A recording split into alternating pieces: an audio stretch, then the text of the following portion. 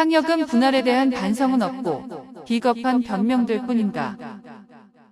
최근 분과동지회 대자보를 보며 어떻게 이렇게도 뻔뻔하고 당당한지 조합원들은 한숨뿐이다. 거짓 선동과 진실을 논하기 전에 조합원에게 사죄부터 하는 것이 도리 아닌가. 상여금 분할은 사측이 백형록 집행부에 계약안을 요구하면서 시작되었다. 당시 상여금 분할은 절대 받을 수 없다며 2년간 단체 협상 한 번 마무리하지 못하고 무능하다는 소리를 들으면서도 끝까지 버텼던 계약안이었다.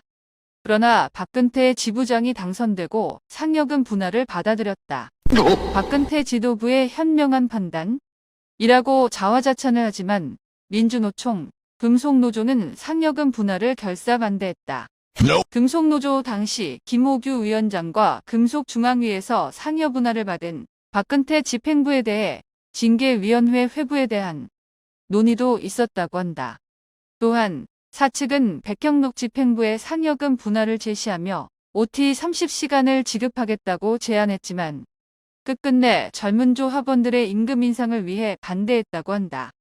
이후 박근태 집행부로 바뀌고 자기개발 OT 20시간으로 받으며 쟁취해냈고 현명한 판단이라고 주장한다.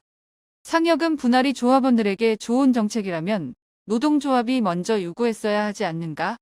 왜 사측이 3년 동안 집요하게 상여 분할을 요구한 것일까? 그리고 상여금 분할이 그렇게 좋다면 왜 800%를 받아들이지 않고 300% 분할만 수용한 것일까? 그들은 진실을 알리겠다고 하지만 의문은 꼬리에 꼬리를 문다. 300% 상여금 분할 합의 과정에서도 조합원은 없었다. 정부, 사법부의 판단 등 어쩔 수 없었던 상여금 분할이었다면 25%를 기본급화했어야 한다. 그랬다면 젊은 조합원들은 기본급이 올라가고 퇴직하는 선배들은 퇴직금이 올라가는 결과가 나온다. 하지만 박 집행부는 사측의 꿰매 빠져 최저시급도 받지 못했던 젊은 노동자들을 버리는 반노동자 정책으로 사측에 협조한 것이다. 상여금 분할 맞들인 사측 800% 통으로 월할 시도. 현중지부가 얼마나 협조적이었기에 이번 3, 4분기 노사협의회 회사상 정안건의 사무직 선임 이하 월상 여분할을 시도했다.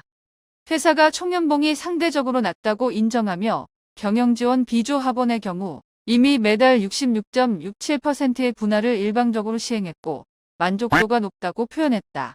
임금이 낮음을 인정했다면 임금을 올려줘야지 상여금을 분할하여 만족도가 높다고 표현하는 사측 입장은 궤변이다. 직원들을 위해서라면 66.67% 분할한 금액을 기본급화하라. 그렇게 되면 퇴직금이 올라가기 때문에 오히려 사측이 거부할 것인데 조삼모사로 단지 임금 인상 효과만 보여주기식 정책으로 조합원들을 우롱하지 마라. 다행히 노사협의위원들이 반대하여 미합에 되었지만 24년 단체 협상에 거론될지 우려스럽다. 그래서 25대 임원 선거는 그 어느 때보다 중요하다.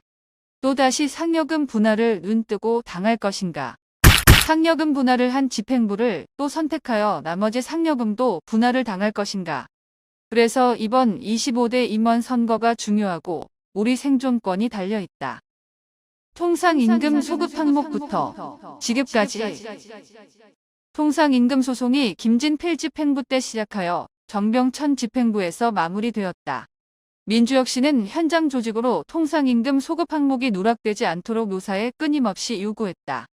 여러 소식지 중 일부가 법원에 제출되고 사법부는 끝내 약정 법정임금 기준으로 결정했으나 이 역시도 명확한 결정을 내릴 수 없어서 노사 화해 권고로 마무리되었다. 승소는 했지만 50% 승리다.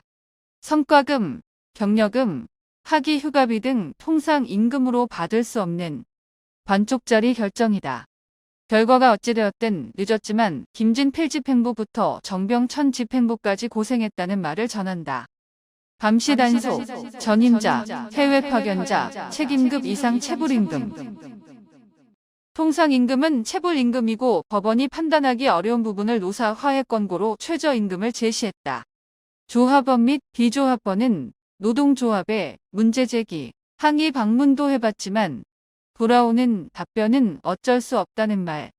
그분들이 하나, 둘 민주혁신의 문의를 시작했고 잘못된 임금을 바로잡기 위해 제2소송도 불사하며 아침, 점심, 저녁 투쟁을 진행하여 감시 단속 근로자와 전임자 임금을 재산정하여 정상적으로 지급받았다. 그러나 아직도 현장 조직으로 미안한 마음은 가족들과 떨어져 타국에서 고생한 해외 파견자, 연장 시간 한두 시간 올리고 밤늦게까지 일한 비조합원의 체불 임금을 제대로 받아주지 못한 점이다. 단협의 약정 임금을 통상 임금으로 적용 민사소송. 통상 임금 지급이 마무리되었지만 민주혁신은 약정 임금 폐지 투쟁을 계속해서 전개해왔다. 그리고 23년 임금협상 요구안에 약정 임금을 통상 임금으로 추가해달라는 안건을 요구했지만 임시대의원대회에서 추가 안건이 부결되었다. 그럼에도 불구하고 민주혁신의 계속된 요구로 지부는 통상임금 적용 민사소송을 결정했다. 지난 13일 임시대의원대회가 열렸고 대의원 만장일치로 민사소송을 진행하기로 했다. 조합원을 위해 어려운 결정을 내려준 대의원 전체에게 고맙다는 말을 전한다. 조합원의 생존권과 임금 모든 것을 책임질 수 있는 것은 노동조합입니다. 한 명의 조합원도 손해보지 않고 힘없이 회사에서 쫓겨나지 않는 강하고 혁신적인 노동조합을 만들기 위해 민주혁신연대는 노력하고 있습니다.